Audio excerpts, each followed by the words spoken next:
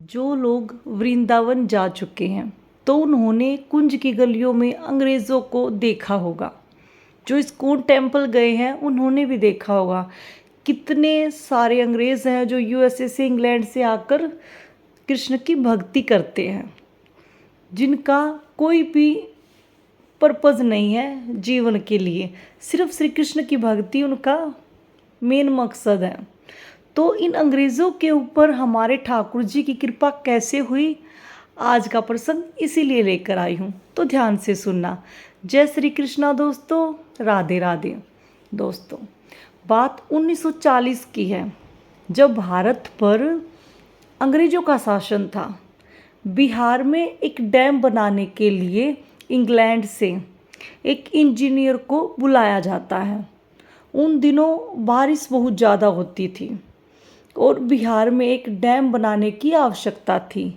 वहाँ बारिश इतनी ज़्यादा होती थी कि कई गांव डूब जाते थे। तो उसके लिए डैम की आवश्यकता थी। एक अंग्रेज इंजीनियर को बुलाया गया। अंग्रेज इंजीनियर ने अपना काम अच्छे से किया, लेकिन डैम का कार्य पूरा नहीं हुआ था। उससे पहले ही बारिश आनी शुरू हो जाती है। अब बारिश इतनी ज़्यादा थी कि अंग्रेज़ इंजीनियर ने अपनी लाइफ में इतनी बरसात कभी नहीं देखी थी।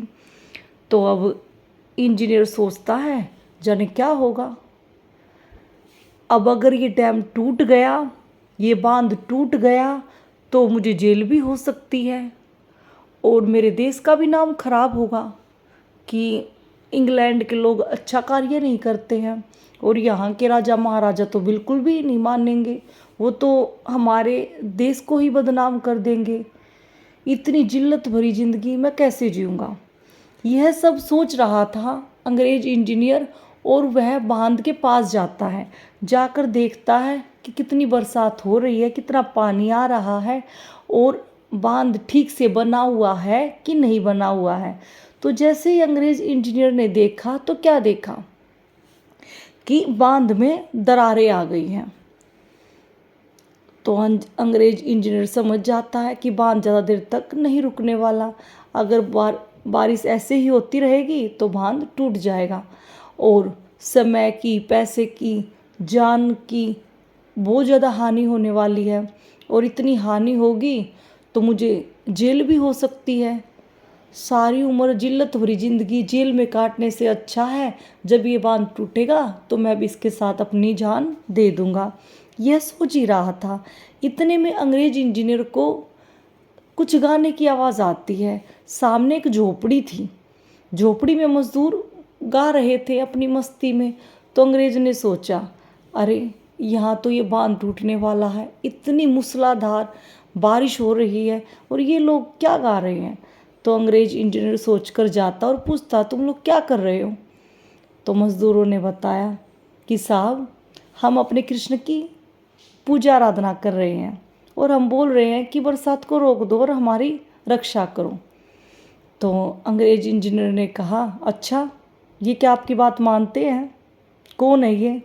तो मज़दूरों ने बताया, सर, ये हमारे भगवान जी हैं, श्री कृष्ण हैं।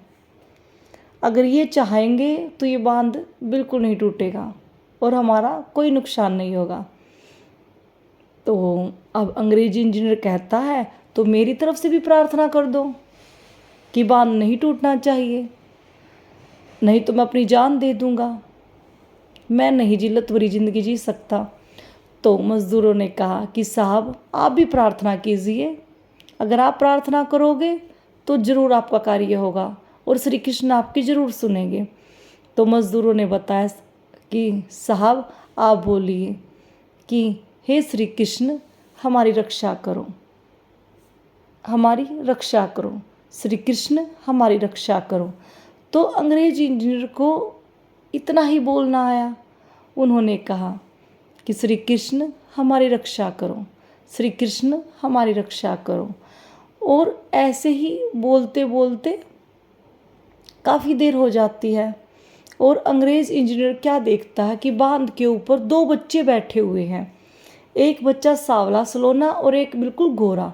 एक के सिर पर मोर पंख भी है।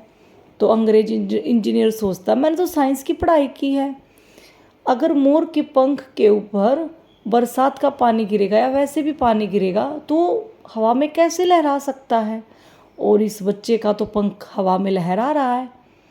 तो अंग्रेजी इंजीनियर ने कहा कि अरे देखो वहाँ पे दो बच्चे बैठे हैं जो कि मिट्टी दरारों में भर रहे हैं, देखो किसके बच्चे हैं, अगर ये बांध टूटा तो बच्चे पानी में बह जाएंगे, जाओ उनको लेकर आओ। तो लोग खड़े होकर देखते हैं, लोगों को कोई भी बच्चे दिखाई नहीं देते। लेकिन अंग्रेजी इंजीनियर कहता कैसी बात कर रहे हो, देखो वो तो किसी राजा महाराजा के बच्चे होंगे, एक ने तो मुकुट भी पहन रखा है, कितने सुंदर है, उनको लेके आओ वरना ये बरसात के पानी में बह जाएंगे। अब मजदूर ध्यान से देखने लग जाते और कहते हैं कि साहब यहाँ तो कोई नहीं है। अब अंग्रेजी इंजीनियर कहता है मोर पंख भी लगा रखा है, कैसी बात कर रहे हो, सावला सलोना लड़का है। तो मजदूरों को समझने में समय नहीं लगा। मजदूरों ने कहा साहब जो बच्चे आपको दिखाई दे रहे हैं वह कोई और नहीं है, एक हमारे श्री कृष्ण और दूसरे हमारे बलराम हैं। अगर इनके दर्शन आपको मिल गए हैं, अगर ये आपके बांध में मिट्टी भर रहे हैं तो विश्वास मानो आपका बांध नहीं टूटेगा। और दोस्तों इतनी ही देर में जैसे ही मजदूर वहाँ से चले गए, जहाँ पर वो बच्चे दरार में मिट्टी भर रहे थे, अंग्रेज इंजीनियर को दिखाई दिया वहाँ से एक प्रकाश उत्पन्न हुआ और वो बच्चे वहाँ से गायब हो गए। यह सब देखकर अंग्रेज की समझ में कुछ नहीं आया और चक्कर आकर गिर जाते हैं, बेहोश हो जाते हैं। जैसे ही बेहोश होते हैं मजदूर उठाकर उनके घर छोड़ आते हैं। और सुबह जैसे ही दिन निकलता है तो अंग्रेज क्या देखता है और पूछता है कि कितनी बरसात हुई। लोगों ने बताया बरसात बहुत ज़्यादा थी लेकिन आपका बांध ठीक है।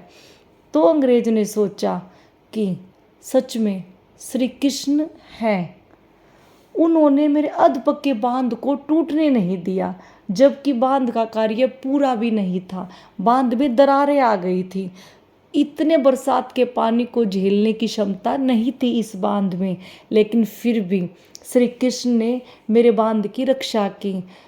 उस दिन से उन अंग्रेज इंजीनियर ने अपना व्यवसाय छोड़कर सिर्फ श्री कृष्ण की भक्ति को अपना समय दिया और अपना पूरा जीवन श्री कृष्ण की भक्ति में निकाल दिया और वृंदावन में आकर इस्कॉन टेम्पल के पास रहने लग गए। तो दोस्तों ऐसे हैं हमारे ठाकुर जी, जो किसी के साथ कोई भेदभाव नहीं करते हैं, चाहे कोई किसी भी जाति से बिलोंग करता है।